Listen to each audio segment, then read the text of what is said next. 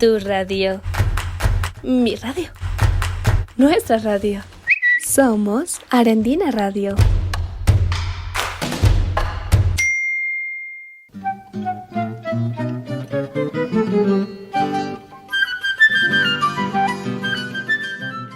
La hora del campo, tradición y saberes de nuestra tierra colombiana. Colombia, un mosaico de tradiciones y saberes ancestrales.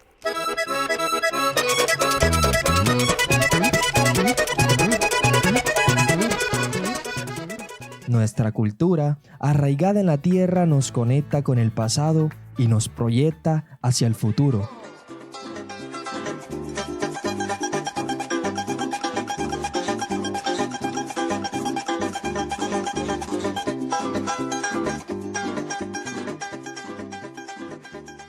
Preservar esta herencia es fortalecer nuestra identidad como nación. Vamos cantando, vamos bailando, defendiendo la tierrita hasta morir. Vamos sembrando, vamos arando, protegiendo la tierrita para vivir. Vamos cantando, vamos bailando, defendiendo la tierrita hasta morir. La tierrita hasta morir.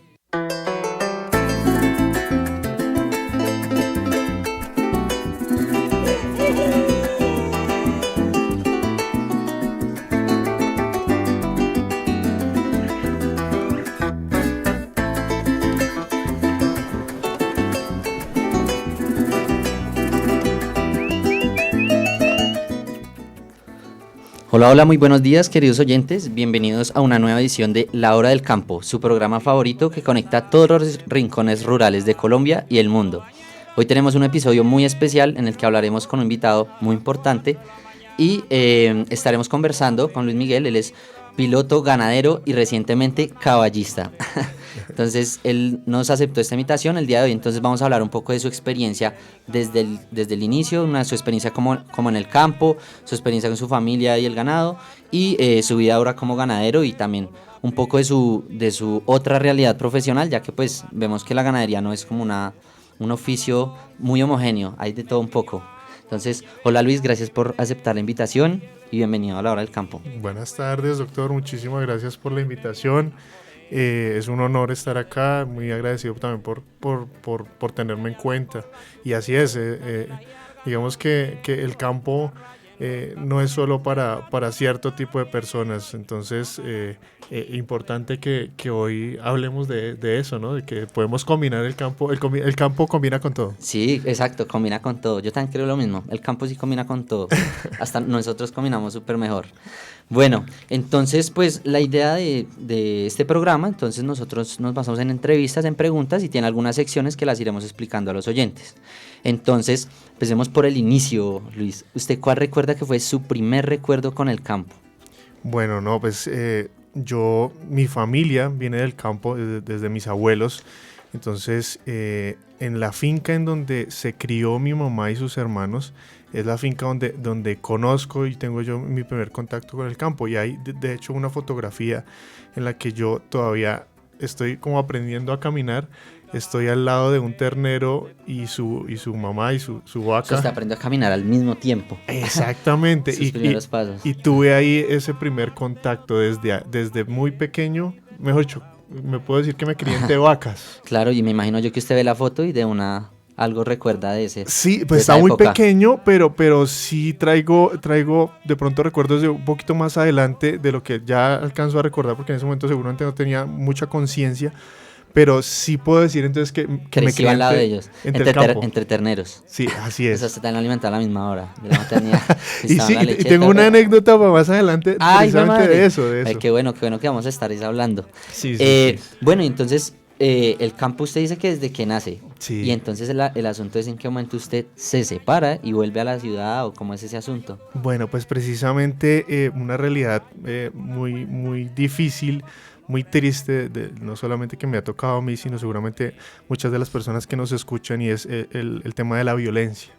Entonces, del municipio donde soy yo, de Gutiérrez, Cundinamarca, el oriente cundinamarqués, sufrió en las épocas de los 90 el azote de la violencia, la guerrilla, el conflicto armado. Entonces, debido a presiones de esos grupos, extorsiones, el tema de que, pues obviamente yo, aunque era un niño muy pequeño, comenzaban a ver de pronto que los niños servían para la guerra, O entonces... sea, como que lo reclutaban, Sí, así. entonces, y en ese momento no había mucha presencia del Estado en esa zona, ya tenían la batalla perdida. De hecho, si usted ve geográficamente, Gutiérrez está colinda con Bogotá, con la parte del Exacto, y Sumapaz. no es tan lejos como para pensar un problema de conflicto y está bastante cerca. O Exactamente. sea, más o menos cuánto tiempo o cómo es la ruta para las personas que no conocen Estamos Gutiérrez. geográficamente, digamos, por la vía que hay actualmente, son 85 kilómetros de distancia. Hay una parte que todavía está, digamos, como destapado, ¿sí? Como 30 kilómetros. Y después ahí empata con la vía principal de Bogotá a Villavicencio. Entonces, aproximadamente 2 horas y media nos separan por carretera. Pero si usted hace una línea recta, podría ser mucho menos porque, como le digo, es el páramo de Sumapaz y Gutiérrez tiene parte de ese páramo. Como que lo rodea más o menos la Entonces, ruta. estamos muy cerca. O sea que para ese tipo de... Viéndoles de una parte estratégica, para ese tipo de grupos armados, era un fortín. Estábamos al lado, por decirlo, de Bogotá, ¿sí? Ajá. Y conectábamos con el llano, con la parte ¿Del Piedemonte un poco? del Piedemonte, de Guamal, de Acacías. Ahora sí ya, Guamal Entonces, sí. Gutiérrez es muy estratégico porque colinda con el distrito, por un lado, por el norte, por la parte del sur con Guayabetal, con Acacías y con Guamal. Sí, están Entonces, súper conectados. Une esa parte que ellos querían en ese momento de la parte del llano con la capital, que era lo que buscaban en ese momento. ¿Y usted más o menos qué edad tenía con su familia? Hacia esa Eso transición. fue hacia el año del 2000, o sea, yo tendría por lo menos unos 6 años más o menos. Entonces, debido a esa violencia, mi mamá, que era profesora en el municipio, decide... Además, era la profe. Sí, Claro, sí. eso también genera cierto reconocimiento. Sí, y para bien y para mal, ¿no? Entonces había como esa presión y ese miedo de que de pronto pues pudieran hacerme daño. Yo soy hijo único, también no solo en ese momento, sino por ejemplo al papá de ella, mi abuelito, murió por culpa de la violencia también, por esa Sí, violencia. ya hay antecedentes, no es una cuestión de mío, ya es una cuestión Sí. real. Cuando el mío empieza a tocar más cerca de la puerta, de pronto ya es algo muy verídico. Sí, entonces por ese miedo y por ese antecedente de la violencia anterior que fue de entre partidos y demás, entonces ella decide que lo mejor es que yo me vaya para Bogotá, para donde una tía, pues primero para salvaguardarme a mí la parte de seguridad y segundo pues también pensando en que pudiera tener una mejor educación. Y hablando de la educación, ¿usted cómo sintió que fue esa transición de estudiar rural y pasar a la ciudad? ¿Cómo fue más o menos ese cambio? Fue bien duro porque mire que yo alcancé a hacer transición y primero de primaria en la escuela Policarpa Salabarrieta, que es la escuela de ahí del municipio. Sí. Fue en el casco urbano donde yo estudié. Y pues, aunque obviamente todos los maestros y todos hacían su mejor esfuerzo, se da uno cuenta, digamos, lo lejos que está una calidad de educación de la capital versus la de una provincia, ¿no? Entonces, yo apliqué para primero de primaria aquí en varios colegios y me pedían cierto nivel de inglés. Yo de inglés, nada, no conocía nada.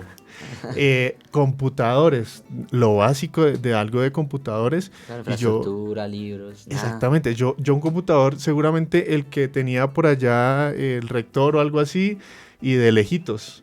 Claro. Entonces, nada, ¿Y usted cómo muy sien- difícil. y usted en ese momento qué quería hacer cuando estaba en el pueblo? ¿Usted cómo se proyectaba si no le ocurrió eso? ¿Usted quería estudiar qué o cómo se perfilaba profesionalmente en ese momento? Bueno, yo todavía era muy niño, pero a mí me gustaba mucho, mucho el tema del campo. Sí, o sea, Siempre usted me se veía de gustó. grande, sí, de pronto en una carrera, como para decir, desde preescolar lo sé, pero sí decir en dónde quería pasar el resto de su vida, o sea, cómo era su proyecto de vida, como en el campo, usted se veía muy ahí. Sí. Y luego sí, llega a la definitivamente. ciudad y usted siente que fue el cambio de la ciudad o en qué momento usted, a pesar de tener como tantos recuerdos y toda la situación que lo liga al campo, usted en qué momento dice, bueno, me gusta esto, pero mi carrera va a ser esta.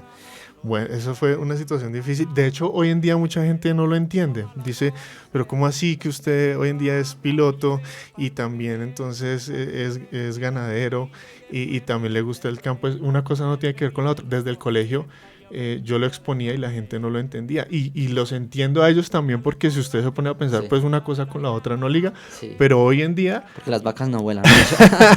Hasta el momento los marranos tampoco vuelan. quizás los caballos por ahí de vez en cuando los llevan en avión, pero una cosa no tenía que ver con la otra. Yo lo adjudico pues a mi background ahí en mis inicios, y que yo realmente era feliz cada que volvía. Yo no pude volver muy cerca, pero después, más o menos año 2003, 2004, pudimos regresar. Ya cuando, digamos que esa parte de violencia bajó y se Pero recuperó. 4 años siempre son 4 años. Bastante. Entonces ahí usted otra vez, sintió el cambio. Sí, y yo nunca dejé eso, ¿sabe? Por ejemplo, yo recuerdo que con mis primos acá citadinos, el tema de conversación eran otras cosas, ¿sí? Como Y usted les muñecos decía de la así, época. los de la ciudad. Y entonces ellos ponían a prueba mi conocimiento, porque usted no sabe, digamos, ciertos temas, no sé, de matemáticas o de no sé qué. Y yo para salir al paso, porque uno niño no, No pero voy a usted dejar. no sabe cuántas razas hay en el mundo de ganado, por ejemplo. Eso yo lo tenía muy presente. A ver qué color es esa vaca. Sí, sí, usted- A ver yo si lo es tan llevo- inteligente. Yo lo llevo al campo y usted se pierde. Claro, eso era como las dinámicas de los niños, la competencia un poco. Exactamente. Entonces, mire cómo es de importante y cómo es de impactante esa primera experiencia, ¿no? Claro, Uno sí, porque siempre los la niños, lleva. pero igual los niños no tienen tacto, eso también me gusta de los niños, que en vez de decir, ve, ¿y usted dónde es? Y qué hacen allá, es como, claro, es diferente, es la primera reacción del ser humano de pronto, como tender a sesgarnos, es como, usted que es diferente, ¿qué piensa de tal cosa? Claro, súper chévere. Y bueno, entonces vuelven, ¿y cuánto tiempo es ese segundo capítulo? Entonces, podemos volver, pero por épocas, ¿no? Porque ya yo estaba estudiando. Fue yo más bien estuve- como que amainó el asunto. Sí. como que No no. me separé del todo. Ajá. Del todo tuve como unos 4 años de lapsus en que no pudimos volver por el tema de la violencia, pero cuando ya se pudo, entonces pues ya de todas maneras, obviamente yo estaba en un colegio aquí, yo estudiaba en el San Bernardo de la Salle en Bogotá, era un buen colegio, me tocó repetir primero de primaria porque pues no cumplía las expectativas del Sí. colegio, sí. Porque es que en el examen no salía cuántas razas de vaca había. Sí, no tenía nada que ver con lo que ellos pedían, y entonces me tocó volver a repetir primero de primaria, y bueno, y también por decisiones, digamos, de adultos, ¿no? Porque seguramente hubiera podido hacer alguna nivelación Sí, pero o entonces algo. dicen, no, fijo, este pelado viene Sí, del no, campo, no. entonces es mejor. Y mi tía era la encargada de eso, entonces dijo, no, mejor póngalo a repetir, y entonces... Pero, ahí. ¿y la encarga por qué? ¿Porque le gustaba más la educación o tuvo alguna relación así como su mamá que es docente o no? Ella también, en mi casa son docentes, mi tía también era docente, entonces a donde fui a vivir ella era docente, y seguramente pues tuvo a bien que eso era lo mejor, y Dio pues su mi mamá criterio, confió sí. en el criterio de ella, y Y después cuando ella regresó, ¿cómo así usted está en primero? Sí, ya estoy en primero otra vez, bueno, listo. Volvió a pasar así, mamá, capítulo 2. Como le digo, mamá, volvió a empezar todo. Ajá. Ve. Entonces ese regreso fue como ya para vacaciones. Cada que tenía vacaciones, yo regresaba al pueblo y regresaba a la Entonces finca. ya no era su capítulo principal, sino como era ese break, ese capítulo de los libros de las vacaciones, sí. Y entonces era el premio. Mire que antes, al contrario, entonces viajábamos mucho a Bogotá, porque mi mamá también estaba terminando algo de sus estudios los fines de semana. Entonces el premio era Bogotá. Pero después, ya más grandecito, hacía la reflexión yo que lo chévere era volver a la finca, era volver al campo, era volver a ese espacio Sí. como tranquilo, seguro, donde Sí. no había tanto complique, tanto caos. Es como cuando uno piensa otra vez adulto. Dice, ¿por qué? Y entonces usted ahorita dijo, es que esa era la ruta, esa era lo que había Por que ahí hacer. es, Por sí. ahí es. Pero bueno, eso es ahorita, pero en su momento usted ¿cómo fue que cogió un papel de las calificaciones de su mamá y lo dobló en un avión y dijo, voy a ser aviador? ¿En qué Pues, momento empieza eso? Resulta que también desde muy pequeño yo tenía el anhelo de conocer el mar, ¿no?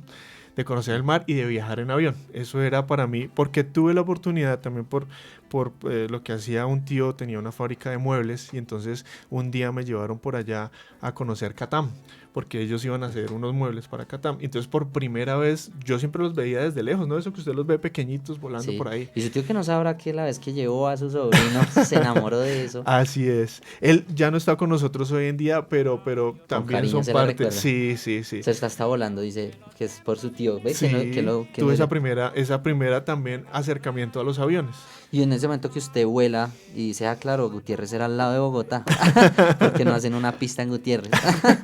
Lo he pensado, Sí, sí. lo he pensado. ¿Dónde pondría? A veces molesto yo con mi mamá y le digo, yo aquí en este espacio pondría una pista de aterrizaje para que conectemos, ya sea más cerquita. Y bien curioso porque no es un pensamiento como tan ajeno en el campo, ¿no? Sí, Digamos sí. que yo tuve una temporada en la que trabajé en el llano y pues uno de la ciudad, yo sí también soy el caso opuesto, yo pasé como de la ciudad al campo y me parecía muy curioso era que muchas fincas tienen un potrero plano que se llama la pista. Sí, claro. Todos son la pista, porque claro, muchas personas se movilizan, así como usted pensó que Gutiérrez llegaba a Bogotá, si fuera una finca, las personas también se desplazan así en las fincas, en el llano, bien adentro, y me pareció muy curioso, es como que claro, no es un sentimiento ajeno, es como el primer instinto es conectarse.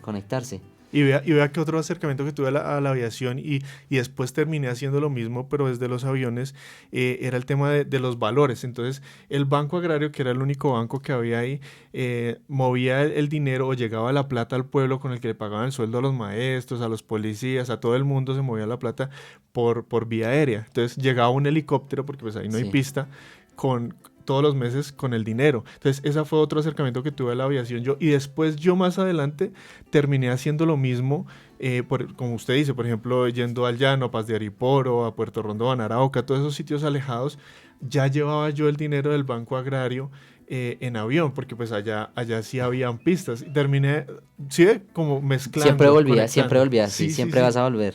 El campo siempre le decía, siempre vas a volver a mí, no importa lo que hagas. Esa fue otra conexión que tuve yo y otra curiosidad porque todo el mundo salía a admirar el helicóptero y lo mismo, cuando yo llegaba después de grande, en el avión con los valores salían los niños también a admirar el avión, ¿no? De por allá del campo, ay, mire, Claro. llegó el avión, llegó la plata. Y pensar que usted era así, usted Sí, estuvo al otro lado, claro. Que yo no me imaginé que fuera a hacer una cosa de eso. Y cuando usted estaba al otro lado, bueno, me imagino que la parte de aviación también sería muy interesante hacer un podcast de aviación y todo. Pero cuando usted estaba, digamos, en la otra parte, en el campo, ¿usted qué conocimientos tenía en ese momento? ¿Usted de quién los tuvo? ¿De su papá, de su abuelo? ¿Cómo fue esa primera parte que ellos le enseñaron unas cosas antes de que usted decidiera por su cuenta coger alas? Mi mamá, como le dije, entonces eso venía de mi abuelo, ¿no? Entonces, mi abuelo murió, quedó mi abuelita. Y pues gracias a la finca fue que sacó adelante también la familia. De esas familias que en serio se cargan la familia al hombro. Sí, a ella le tocó, porque antes era mucho, se veía mucho la figura del hombre es el proveedor, la mujer estaba en la casa, y a ella le tocó, pues según me cuentan, el duro golpe de que pues mataron a mi abuelito, quedó ella y pues el hermano mayor de mis tíos, pues al frente, ¿no? Sí, esa era ¿Qué ese era su vamos a hacer? papel, es el papel del mayor. ¿Y sí, qué vamos a general. hacer ahora? Entonces, echarse la familia al hombro y comenzar desde la finca a producir para que los demás salieran adelante. Y lo Y claro, lograron. todos empezaron a aprender desde ahí. Sí, señor. Entonces, digamos, para responderle, mi mamá, a partir de eso, pues también le cogió cariño a la finca, ¿no? Al campo. Y a pesar de que ella estudió, pues, para ser maestra, entonces me indujo a eso, decía, mire, esto es muy bonito, ¿sí? De esto es lo que somos en últimas, esta es nuestra raíz. Me enseñó muchísimas cosas, yo por ella, por ejemplo, sé inyectar un animal. A su mamá. Ella Eso fue la sí. que me enseñó. Eso es una anécdota. Así, mi mamá solo en cicla. Ella sabe, ella sabe Tremendo. inyectar un animal, sabe qué medicamento de pronto se le puede poner para ciertas cosas, ¿sí? Cómo curar un ombligo de un ternero, todas esas cosas las aprendió. Yo cómo fumigar, cómo curar para la garrapata un animal, cómo suministrar fue muy una práctico. purga. Eso es lo chévere. Y además todo fue muy práctico. Sí, señor. Claro, ese es el mejor hotel mamá. Entonces llegábamos a la finca de vacaciones y pues en últimas yo trabajaba, pero no era que trabajara, sino ella me decía que uno tenía que aprender a hacer si quería después ordenar que se hiciera algo. Entonces me llegaba y pues vamos, usted y yo vamos a hacerlo, yo mira cómo lo hago y ya cuando estaba más grandecito pues venga y usted inyecta y venga y se prueba, ¿no? Si usted ya tuvo su periodo de prueba. Sí. Fue el periodo de entrenamiento, no pago.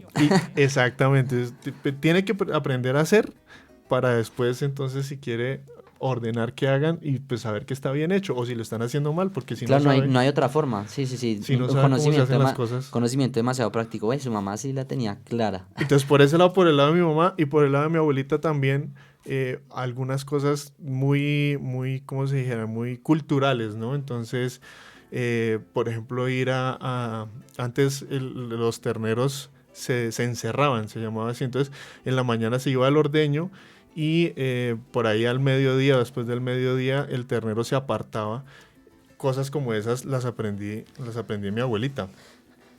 Ve que, o sea, chévere todo, pero una escuela muy materna. Sí, allá son muy matriarcales. Es de matriarcales, Y también claro. incidentalmente por lo que le cuento, ¿no? Entonces, Pero usted también tenía tíos, porque Sí, el, claro. el mayor es un hombre. Sí. ¿Y cuántos más o menos tíos son? son 9 hermanos en total. De esos 9 hermanos son 5 mujeres, 4 hombres. Ah, efectivamente son más... Pero no todos se quedaron en el campo, ¿no? Y por ejemplo, de mi tío el mayor, aprendí el gusto de los caballos, porque a él le gustaba el caballo criollo colombiano y tenía caballos de paso fino, y por él me entró el gusto de... Ah, bueno. Bueno, qué chévere, como que todo este capítulo de cosas que su merced ha aprendido, le han llegado, le han enseñado toda esta situación. Entonces vamos a hacer una pausa musical. Vale. Y ahorita seguimos con la segunda sección, que ya sería, vamos a hablar un poquito como del campo y demás. Entonces no se separen, que ya seguimos.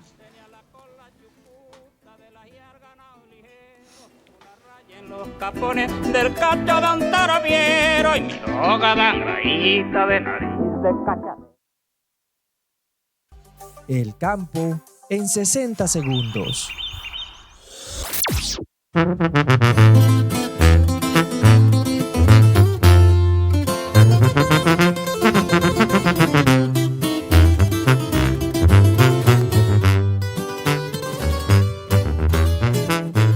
Quiero platicar un poco de mi vida.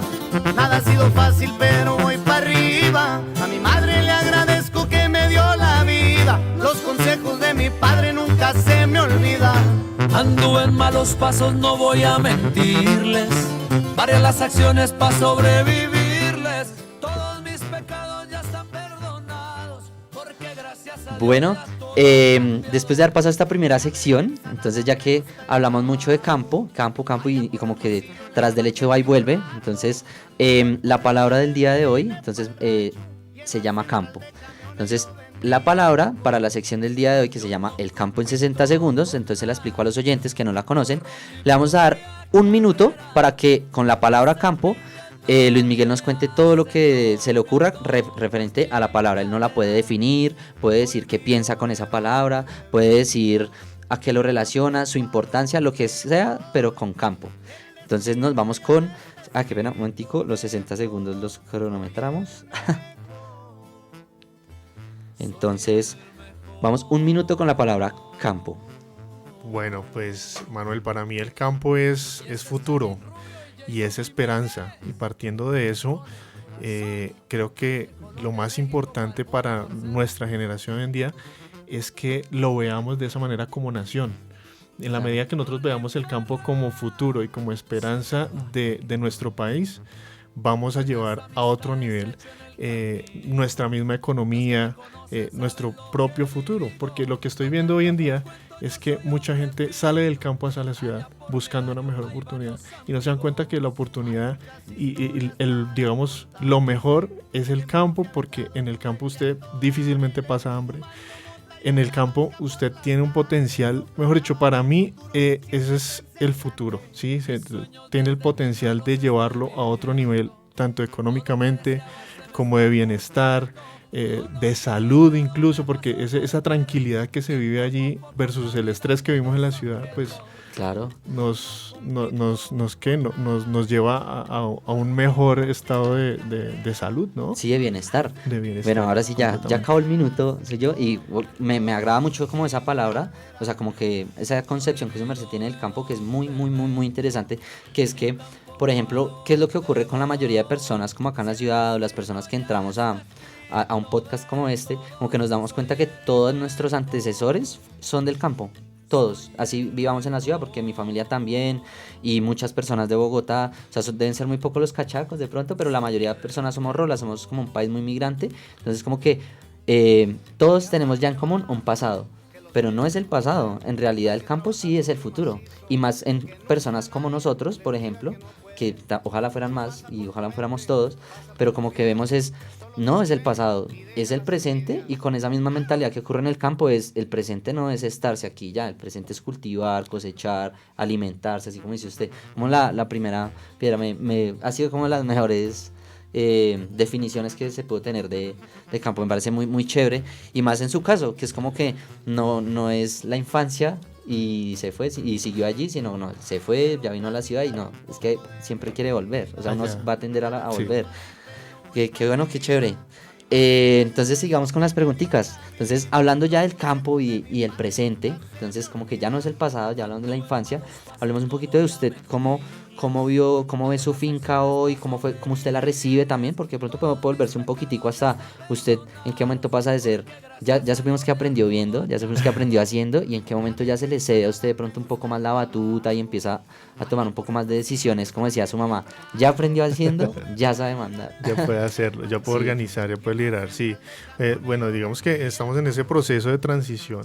Entonces mi mamá no solamente, digamos, tuvo su pedazo, su porción de la parte que le tocó a ella por herencia, sino que ella vio ese potencial desde siempre y comenzó a anexar también de pronto lo que otros hermanos de ella tenían y de pronto no veían como nada de futuro en eso. No le dieron el valor, sí. Entonces ella sí trabajó como por empezar desde eso y fue ir anexando, y hoy en día, por ejemplo, esa finca es tampoco es que sea muy grande, alrededor de unas 22 a 25 hectáreas, y la finca de nosotros hoy en día es como el 75% de eso, tenemos unas 14 hectáreas nosotros. Entonces, gracias a ella tengo yo esa base, y como ella vio y trabajó en pro de eso, porque digamos que ella lo hizo muy en paralelo, y eso también me lo enseñó, me dijo, vea, sí, el campo es muy chévere, es el futuro y todo, pero también es muy duro, ¿sí? Y usted no puede empezar desde cero. Ahí fue donde me cortaron las alas, porque yo sí quería como ser veterinario, como dedicarme a eso, y ella me decía, no, pero vea, por ejemplo, yo soy maestra, entonces tengo mi sueldo, y en últimas, pues desde ahí empiezo otra vez, o sea, en el peor de los casos, ¿sí? Y además esto es costoso, ¿sí? Y también es difícil, es una vida dura. Entonces, usted estudia otra cosa, yo sí, muy bonito que le guste y todo, no le voy a negar de que continúe por ese lado, pero haga otra cosa. Entonces, pero bueno, eso fue lo bueno, no le cortaron las alas, se las pusieron en reposo, las pusieron en reposo. En stand-by. Volarás luego. Le dieron volarás luego. Y entonces hoy en día, pues, bueno, incluso yo creo que la transición ha sido desde cuando yo era adolescente. Comencé yo a documentarme, a ver cómo para dónde iba esto, qué era lo que hacíamos, y comencé a hacer sugerencias. Ha sido duro también porque pues obviamente ya viene de otra generación, otro tipo de campo, por así decirlo. ¿Y las decisiones las toma solo su mamá, o hay sus tíos, o es una ganadería conjunta familiar? No, ya la finca de nosotros es solo de mi mamá, y ella era quien lideraba todo el tema. Entonces, pero claro, ¿y usted dónde sacaba esa información?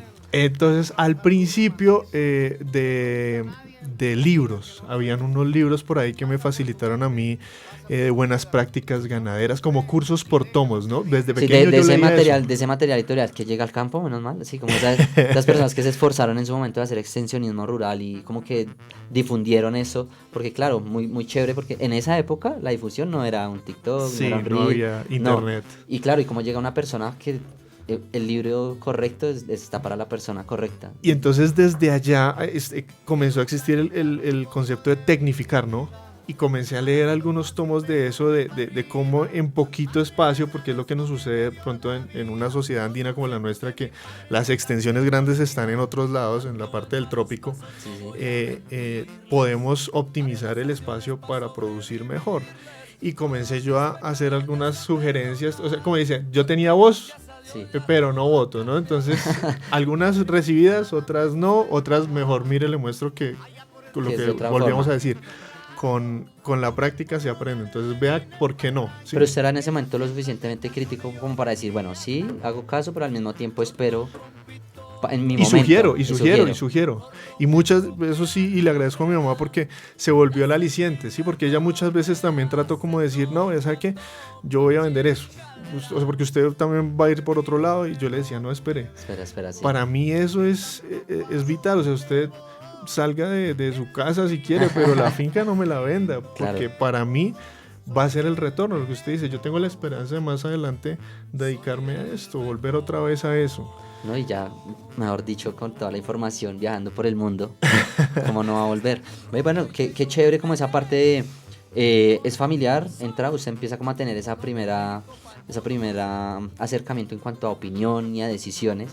¿Y cómo fue la transición entonces de decir, bueno, me toca una decisión solo, ahora soy yo, ya no tengo la guía, no tengo el adulto que me va a decir, yo la he embarrado? Porque a veces también pasa que uno tiene como uno lee unas cosas y en teoría todo es práctico, entonces uno de pronto puede creerlo, pero entonces como que se frena. ¿Cómo fue ese momento que usted se lanzó y dijo, voy a empezar con mi criterio?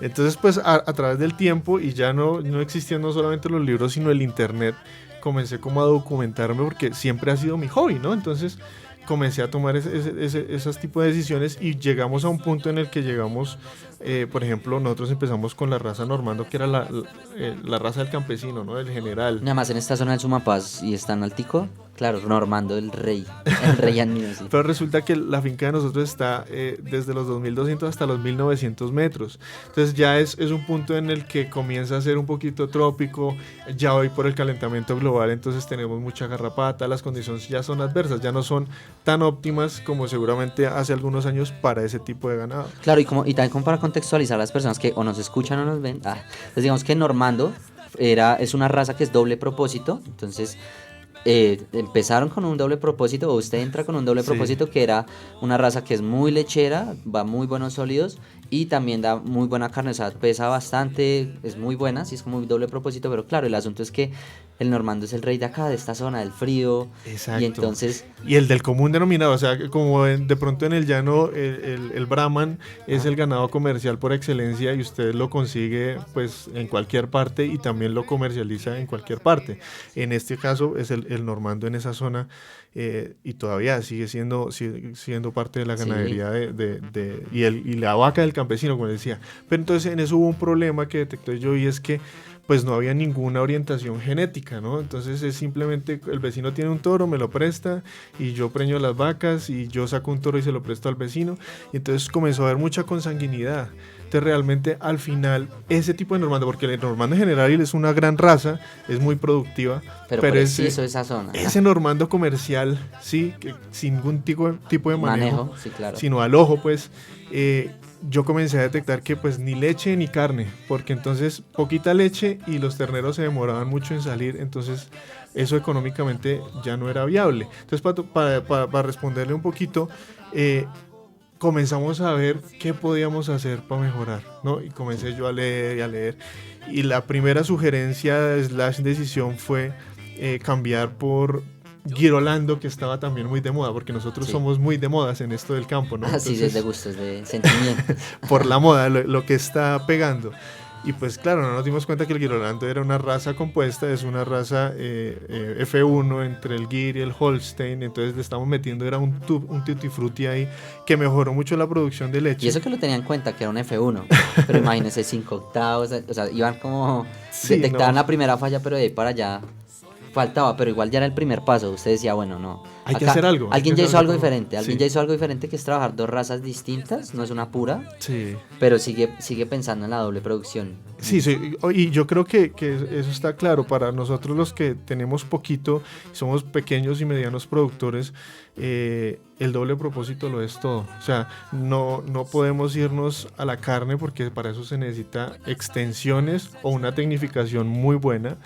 Y tampoco a la leche, porque pues tampoco tenemos las condiciones para dedicarnos solo a eso, y si nos dedicáramos solo a la leche, pues tenemos un flujo de caja, pero no tenemos el volumen suficiente para vivir de eso. Usted se ha dado cuenta que hoy en día la leche tiene su sub y baja, su problema de precios. ¿Sí? Claro, es como que le toca poner no todos los huevos en diferentes canastas, sino más bien en una situación que sea versátil, claro, porque hay una crisis para un lado, coge para el otro, hay una crisis hacia este lado, claro, porque esto es una cuestión, digamos, la ganadería, de los pocos defectos que tiene, porque igual me encanta la ganadería, es que claro, la inversión inicial es mucho más alta, entonces los activos como el ganado, pues es bastante dinero que si uno lo tiene en una inversión, que es lo que usted ya empezó a ver diferente en Sí. su familia, dijo, no, esta inversión no se puede dejar a la deriva, o también como está ocurriendo, como la fama o con el sentimiento, entonces dijo, no, toca estar con un punto medio. Ser objetivos en Ser ese objetivo. tipo de sesiones.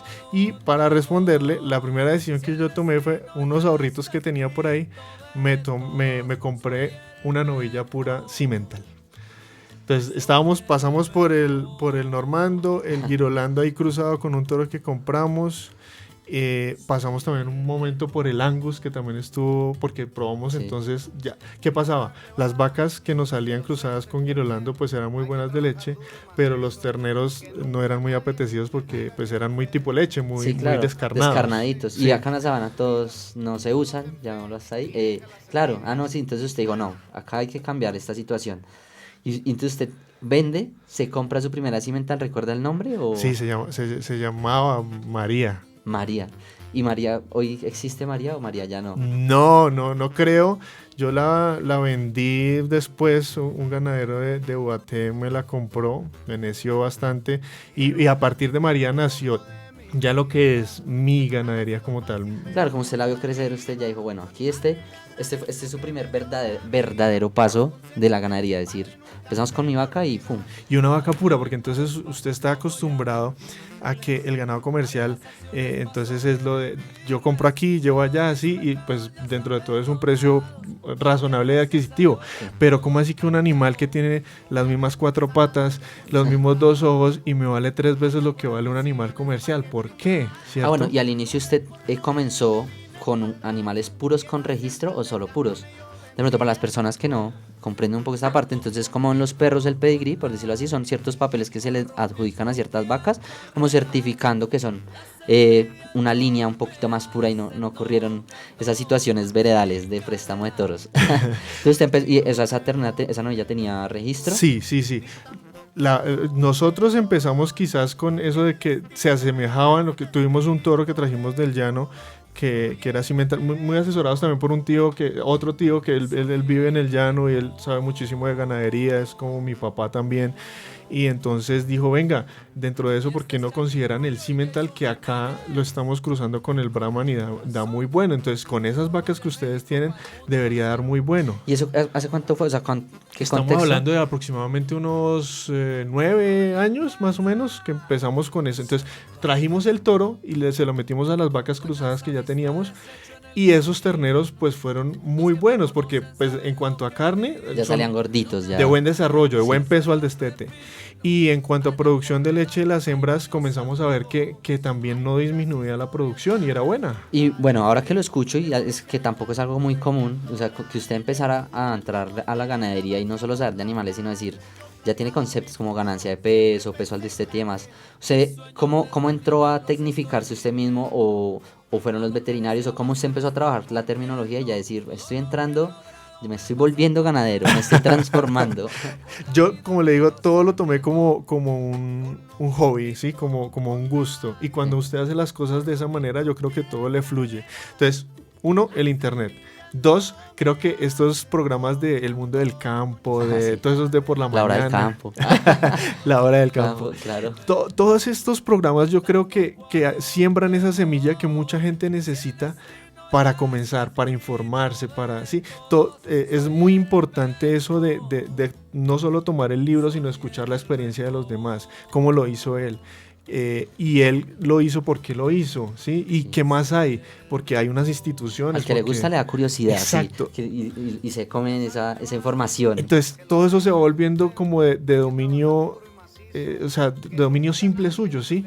Y pues creo que esa fue la manera mía, el internet, los programas de televisión, de pronto algunas lecturas también especializadas, muy chévere, por ejemplo, lo de Contexto Ganadero, de Fedegan, todos esos artículos yo los leía. En su tiempo libre. ¿Y qué están haciendo? Cuando ¿Sí? ponía el avión en piloto automático, velocidad crucero y leía. ¿Qué están haciendo hoy en día? ¿Para dónde va la ganadería? Me gusta también muchísimo, pues ya no es mi campo, pero por ejemplo el tema de veterinaria llevaba la investigación, entonces yo veía que mucha gente en Colombia incluso ha colaborado con universidades en Estados Unidos para buscar este tema, por ejemplo, de lo del gen de pelo corto y desarrollos así súper chéveres. Pero usted ya era un investigador, ¿no? Algo que me gustaría destacar. Cuando uno empieza a trabajar la parte genética en la ganadería, uno es un pequeño investigador. Muy empírico, pero sí. Claro, eso sí, para mí eso ahí no comienza, pero es una parte súper fundamental del campo. O sea, antes lo hacían a su manera, de pronto el toro del vecino pesa más, de pronto, no, ese hizo que una vaca tuviera una distocia, tuvo un parto difícil, y bueno, ahí había un poquito de ciencia. Y en lo que usted también dice, no, pues si usted ya sabe cuánto nació y tiene el peso de cuánto terminó en la época que terminó de tomar leche, entonces al destete, entonces usted ya era un científico, usted ya estaba siendo un científico, pero igual con ganas de seguir en esto, ¿sí? Claro que sí. Entonces eso en últimas fue lo que me llevó.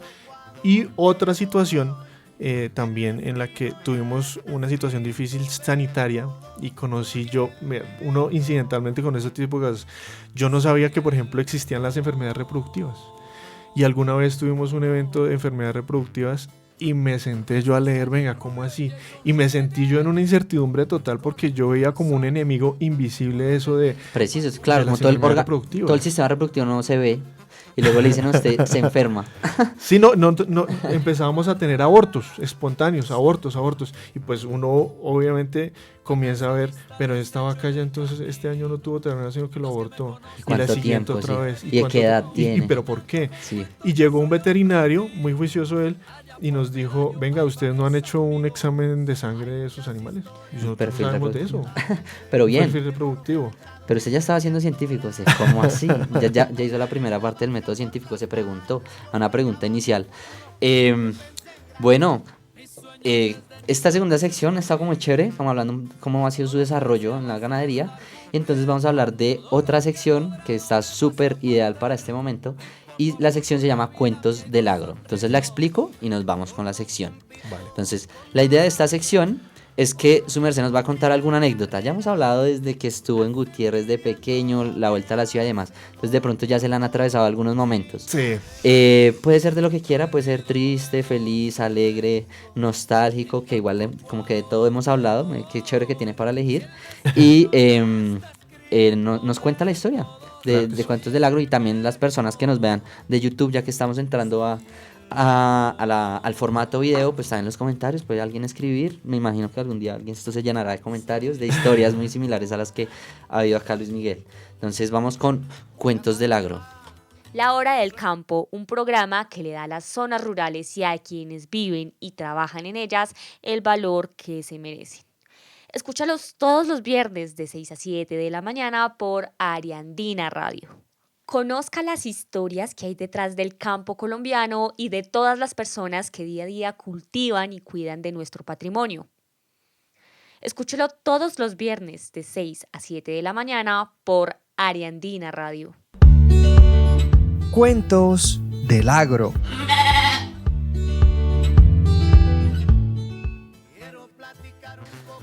Vamos, Luis. Bueno, tengo dos anécdotas muy presentes. Una que de entrada, cuando hablamos de esa primera experiencia con el campo, resulta que yo acompañaba siempre que podía al ordeño, ¿sí? Entonces el ordeño era un ordeño manual, como le decía, muy a la antigua, muy de llevar el ternero, mamontearlo, sí, que como que estimular a la vaca, sí, sí. Y después apartarlo y ordeñarla, y después entonces le dejaban una teta a la vaca, porque las vacas entonces que le escondían leche al ternero, entonces dejaban que él tomara un poco más, y después de eso quedaba una leche que era la mejor leche, que llamaban la postrera. Entonces, postrera, qué gran nombre. No lo había escuchado. Como de postre, ¿no? Sí, claro, lo mejor lo guardaba la vaca para su ternero. Y es que uno haría eso. Si yo fuera vaca, guardaría la mejor leche para el final. Y entonces resulta que había una vaca en especial de la que a mí me gustaba tomarme la leche así recién ordeñada. Entonces cada que yo iba, yo apartaba la leche de esa vaca para tomármela así en taza de esa de Hasta plástico. La vaca la llamaron postrera también. Se llama la poncha, le decíamos la poncha, sí. Porque era así como gordita, como ponchita. Era popochita y hacía la mejor postrera de la finca. Sí, era deliciosa. Y mire que de pronto de ahí comenzó a salir después, más adelante, conociendo yo un poquito más el término de lo de la betacaseína A2A2, porque en general a mí la leche no es que me siente muy bien, sí, pero de esa postrera. vaca de esa vaca, esa no me sentaba Y mal, volví, a era muy Luis a rica. hacer, y volví a Luis a hacer ciencia con usted mismo. Decía, me sentó mal. Usted era su propio Exactamente, yo era mi propio experimento. Y entonces dijo, postrera es lo mejor que hay. Exactamente. Y hoy en día lo tenemos en cuenta para la reproducción. Es un parámetro que se tiene en cuenta, ¿no? Sí, lo de claro. la beta-caseína A2A2. Bueno, si quiere una breve explicación, si usted la tiene clara de qué es el gen A2. Pues tampoco es que No, pero el lo contexto, poco porque que algunas conozco- personas, porque bueno, también es chévere escuchar como la información que usted trae, bueno, yo confío en su criterio, usted es una persona que lee, bien juiciosa en esto, pero de pronto a las personas que nos escuchan no entienden tanto estas cositas. Resulta que según lo que yo leí, al principio las vacas tenían un componente en su leche, que es por una proteína, que es Sí. beta-caseína, y unos alelos que son A2. Y después con el tema de la intervención del hombre por producir más y más volúmenes, pues, buscando un negocio, hubo una transformación en esa calidad de la leche, pero para la que ya nosotros como humanos no estábamos Tan preparados adaptados. para procesar. Nuestro sistema digestivo no estaba Terminé yo preparado acá para haciéndole un eso. examen. No, pero perfecto, lo dijo bien. Entonces sí, está relacionado a la caseína, la proteína y demás. Y bueno, siga con la historia que yo estoy acá esperando la segunda. Olvidé la segunda. Entonces, esa es la primera, y Sí. es un recuerdo muy bonito que tengo. Y la segunda, entonces resulta que yo usualmente me acerco a las vacas, bueno, me acercaba mucho a las vacas con los terneros recién nacidos, pues por la curiosidad de sí, ¿qué nació? Lo que usted decía, el experimento mío sí funcionó, cómo se ve materializado. Y una vaca cimental, el ganado cimental es muy tranquilo, muy manso, pero obviamente pues el instinto de madre de una vaca recién parida es, venga, no se me Ser acerque. mamá. Sí, y entonces como que el ternero no se levantaba, no sé qué, entonces fui yo como a revisar y la vaca jamás a mí me trataba, digamos, de tirar o de investir o eso.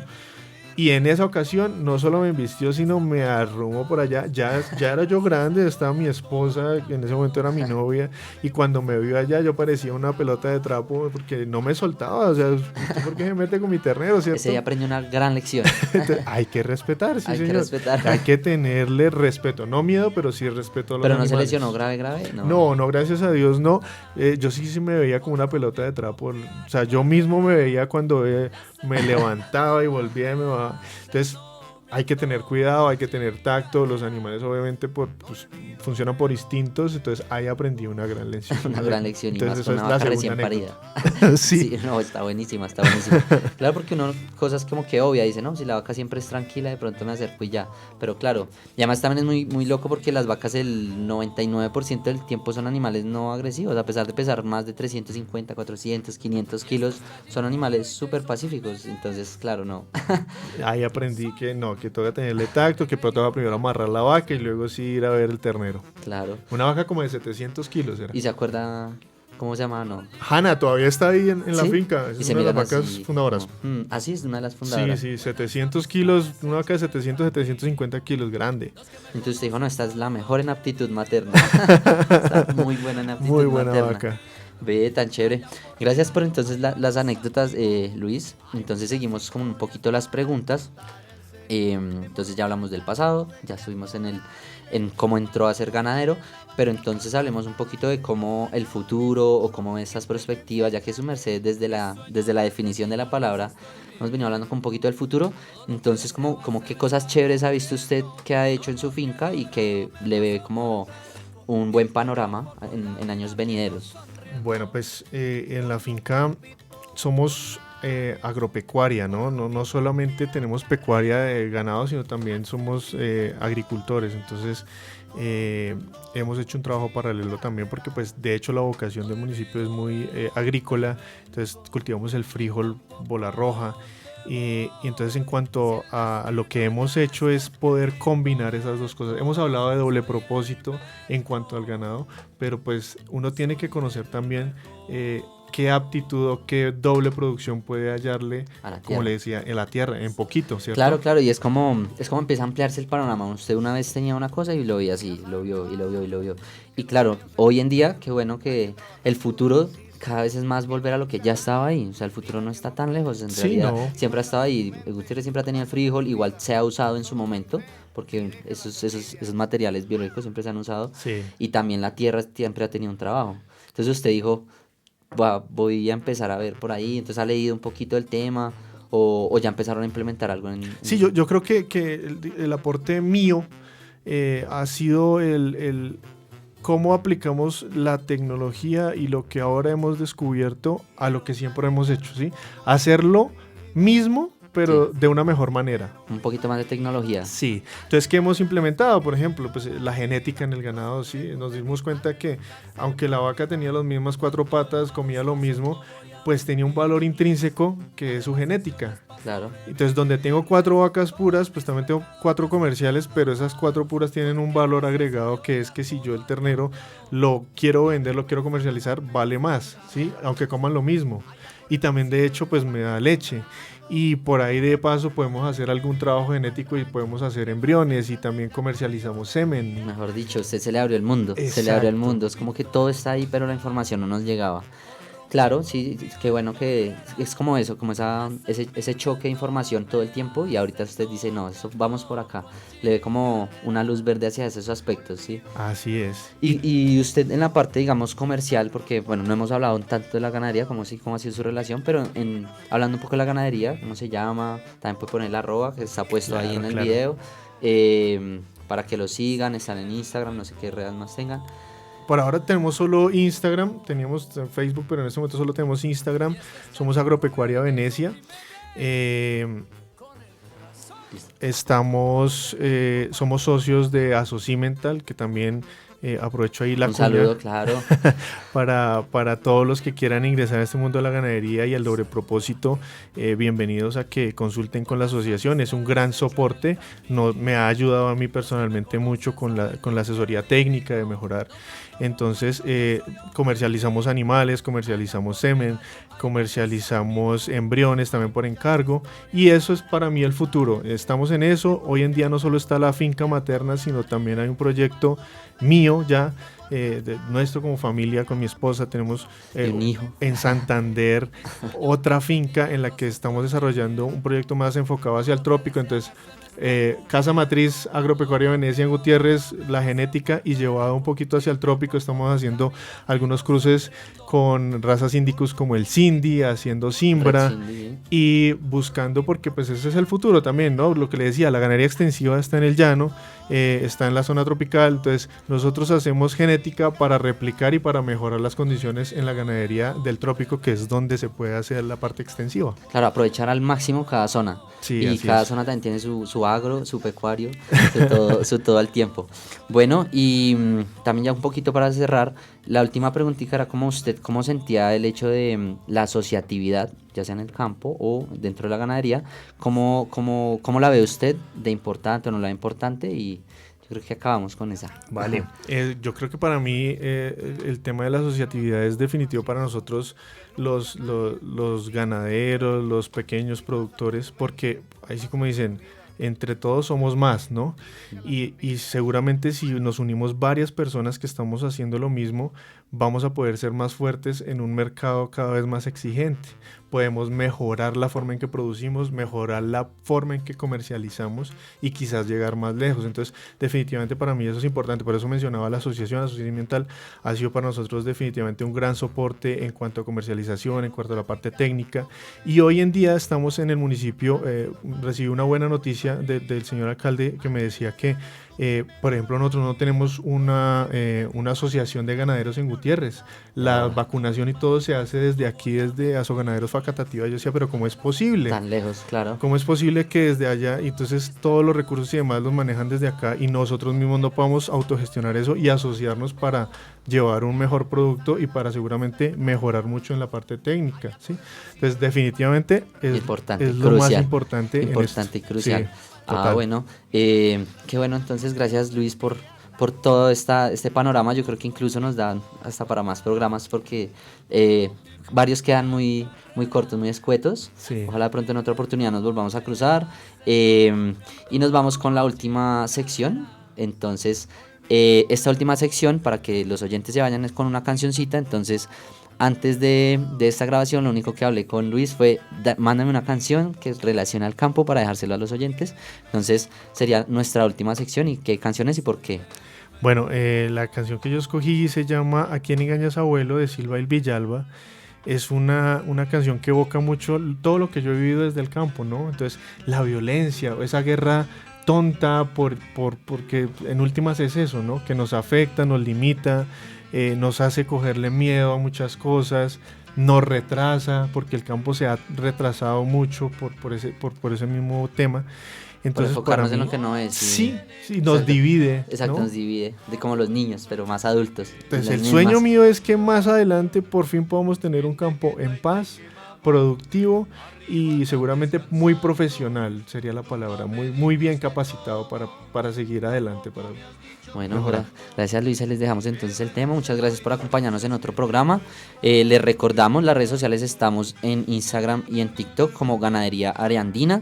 Y en YouTube, en la emisora de Areandina. Nos vemos también en la emisora los viernes de 6 de la mañana a 7 de la mañana. Y gracias por otro programa. Abuelo, yo sé que tú estás llorando, bien de que taita y que mamá.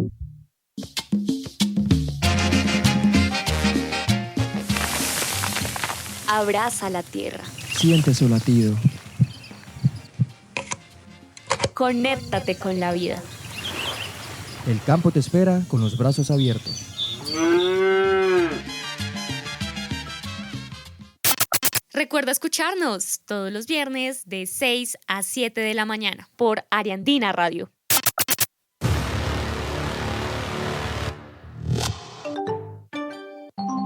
Tu radio. Mi radio. Nuestra radio. Somos Areandina Radio.